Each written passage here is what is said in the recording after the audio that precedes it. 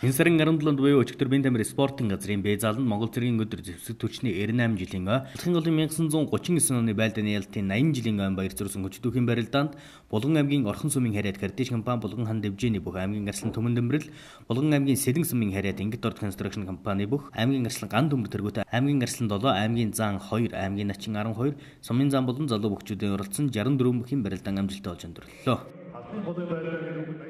Орхон аймаг Монгол Цэргийн өдрөө Монгол Улсын түвшний 98 жилийн шахалтын байдааны ялалтын 80 жилийн ой нэрмжитэд арга хэмжээнүүд зохион байгуулагдаж өнөөдөр одоо дуусч байна. За энэхүү арга хэмжээнүүдийг хүрээнд сэрэг иргэний харилцаа хөгжүүлэх талаар зохион байгуулж иргэд маань замун бас одоо хүчний байгууллагын гэсэн журмаа оролцлоо. Өнөөдөр одоо энэхүү ойл зориулсан хүчит өхөн 64 бүхэн барилдаан амьдарч байна. За ингээд энэхүү арга хэмжээнд оролцож байгаа бүхэл хүмүүстээ нийт эрдэмтдүүдэн Монгол Цэргийн өдөр зэвсэг түвшний 98 жилийн баярын мэндийг хүргье. Сэрэг иргэний харилцааг одоо бэхжүүлэх тал дээр эрдэмтдүүд маань хамтран ажиллаж байна.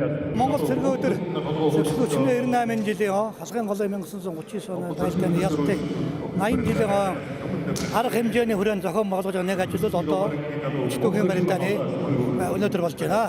Барилдаанд дэд 64 бүх барилдаж байна. Өдөр одоо Монгол Цэргийн өдөр зэвсэг түвшний 98 жилийн хүрээнд нэлээд олон арга хэмжээ иргэдүргоо чиглэсэн арга хэмжээ зохион байгуулж явсан байгаа. Тэгээ өнөөдөр бол хүчтүүхийн барилдаа ингээд зохион байгуулж явагдаж байна.